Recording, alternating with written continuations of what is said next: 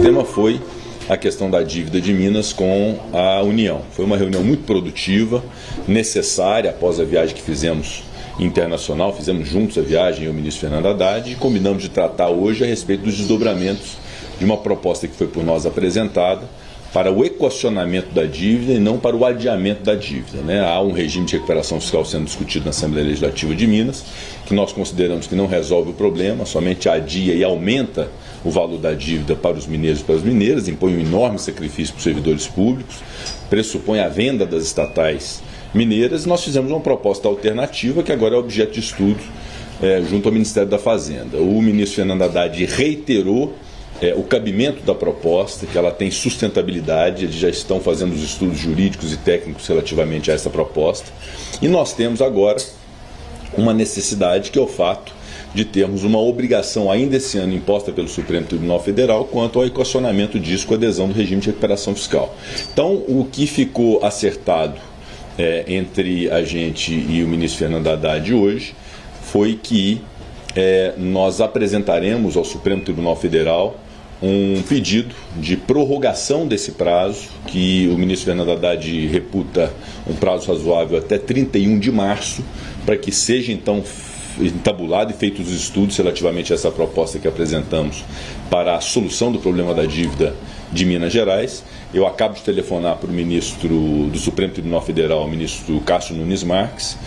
Estarei com ele agora no início da tarde para poder também tratar a respeito desse tema, e telefonei também para o advogado-geral da União, Jorge Messias, que está em viagem hoje, que deve nos receber até amanhã ou no mais tardar segunda-feira, justamente para envolvermos todos os personagens disso. No primeiro passo, Estado de Minas e União concordarem em fazer essa prorrogação do prazo para que seja entabulada a negociação, e até 31 de março nós temos o equacionamento definitivo da dívida, ou seja, um arranjo que possa servir para o pagamento da dívida e não simplesmente um conforto momentâneo que significará certamente sacrifício para o povo mineiro depois do fim do regime de recuperação fiscal. Então foi uma reunião muito produtiva. Eu considero que é muito importante nesse momento nós reconhecermos que nós estamos lidando com um problema gravíssimo do Estado de Minas Gerais.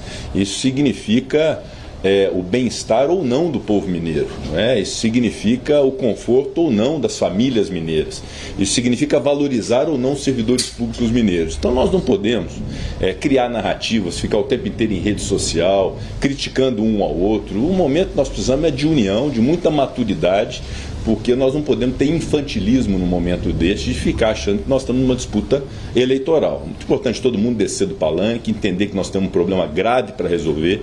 Essa dívida já vem de um tempo, mas ela foi agravada e muito nos últimos 5 anos. Então vamos reconhecer os problemas, vamos ter um pouco de humildade nessa discussão e juntarmos todos no mesmo barco que nós estamos, que é Minas Gerais. Não há dúvida, eu estou do lado do Estado de Minas Gerais para poder equacionar o problema junto à União, valendo-me do meu mandato de senador, valendo-me naturalmente da chefia do Poder Legislativo e da presidência do Congresso Nacional, para resolver um problema federativo, que vai servir para Minas Gerais, mas pode servir também para outros tantos estados da federação que têm o mesmo problema do endividamento. Então eu estou muito otimista com a solução que se avizinha para isso. Obviamente agora são os estudos que precisam ser feitos, e o pedido de prorrogação eu tenho muita confiança no Supremo Tribunal Federal, que o ministro Nunes Marques colaborará nesse sentido, na compreensão de que as duas partes desejam então sentar para fazer o acordo, e vamos ter um prazo então para fazer esse estudo e, se Deus quiser, no início do ano que vem, entregarmos para o povo mineiro uma solução de caminho da dívida do Estado de Minas Gerais, e não simplesmente um engodo que significa que os mineiros vão pagar a conta no futuro. Ao invés de 160 bi, 210 bi, com congelamento do salário dos servidores, com venda de estatais. Isso realmente seria o fim do Estado de Minas Gerais.